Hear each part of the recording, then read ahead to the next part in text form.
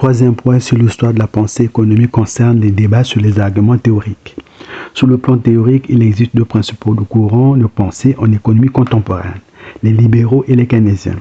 Pour les libéraux, l'État ne doit pas intervenir dans les activités économiques car les marchés sont autorégulateurs, parce que les prix sont flexibles. Les seules activités de l'État sont les fonctions régaliennes, c'est-à-dire défense, justice, police, etc. et de régulation, c'est-à-dire réglementation. Pour les keynésiens, l'État doit intervenir dans les activités économiques car les marchés sont défaillants, parce que les prix sont rigides.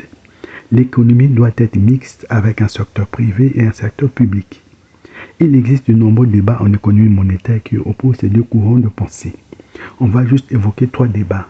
L'échange fixe contre l'échange flottant, la neutralité de la monnaie selon les libéraux ou les keynésiens, le débat currency school versus banking school. L'ère d'échange flottant commence avec les accords de la Jamaïque en 1976. L'or est démonétisé. Le poids de l'or n'intervient plus dans la conversion entre les monnaies et la parité fixe est supprimée. Le premier débat concerne l'échange fixe contre l'échange flottant. Ce débat est introduit sous forme de tableau de comparaison. Définissons d'abord la parité, un élément commun aux deux types de change. La parité de change ou taux de change est la valeur d'une monnaie par rapport à celle d'un autre pays ou celle d'une chose comme par exemple l'or. On peut donner des exemples de parité. Pour les changes fixes, premier cas, en référence à une chose, une once d'or est égale à 35 $ en 1971. Deuxième cas, en référence à une autre monnaie. 1 euro est égal à 655,957 francs CFA depuis 1999. Pour l'échange flottant, le principe est la libre confrontation des demandes et offres de devises sur le marché d'échange. La cotation est faite chaque jour ouvrable. Voici un exemple de cotation de l'euro par rapport à plusieurs devises. On peut constater la fluctuation du dollar par rapport à l'euro sur plusieurs jours. La modification de parité est réalisée par le gouvernement ou par le marché des devises suivant le type de change. Cette modification de parité entraîne des mouvements à la hausse comme à la baisse. Ces mouvements sont appelés de façon différente selon le type de change. Ces mouvements peuvent être illustrés avec des exemples.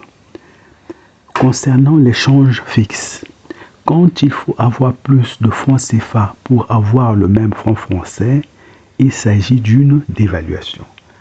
Dans le cas contraire, il s'agit d'une surévaluation. Exemple d'échange flottant. Le raisonnement est le même que celui tenu ci-dessous, sauf que les noms changent. On parle de dépréciation et d'appréciation. Pourquoi les changes fixes ont disparu dans les économies modernes? Les économistes Mundell et Fleming ont démontré à travers leur principe du triangle des incompatibilités qu'il est impossible dans une économie ouverte d'avoir tous les trois éléments suivants. Un régime de change fixe, une mobilité parfaite de capitaux et l'indépendance de la politique monétaire. Il faut forcément sacrifier un des trois éléments.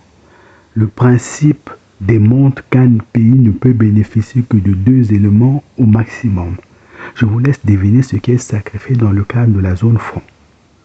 Le deuxième débat est la neutralité de la monnaie selon les libéraux ou les keynésiens. Ce débat est introduit sous forme de tableau de comparaison. Pour les libéraux, la monnaie est neutre, c'est un simple intermédiaire, il y a une séparation entre la sphère réelle et la sphère monétaire. C'est ce qu'on appelle la dichotomie en économie.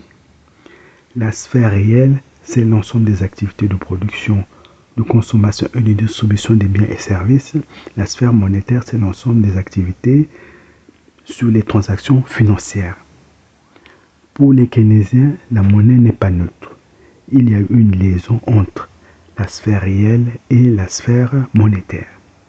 Un des outils de démonstration pour les libéraux, c'est l'équation de Fischer. M multiplié par V est égal à P multiplié par T. V et T sont des variables indépendantes, considérées comme des constantes. Donc, une augmentation de M entraîne celle de P. Un des outils de démonstration pour les keynésiens est la courbe de Phillips.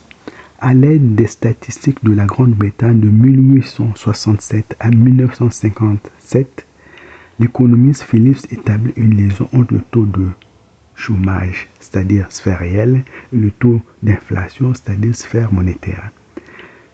Comme c'est une courbe décroissante, toute augmentation d'un taux entraîne la variation inverse de l'autre taux. En conclusion, pour les libéraux, l'augmentation excessive de la quantité de monnaie en circulation se traduit par de l'inflation. Pour les keynésiens, la relation entre les deux sphères est prouvée à travers la courbe de Phillips. Le troisième débat est celui qui oppose la currency school à la banking school. Je vous laisse le découvrir à travers 3 points. Je ne le commente pas car il traite des questions déjà évoquées jusqu'ici.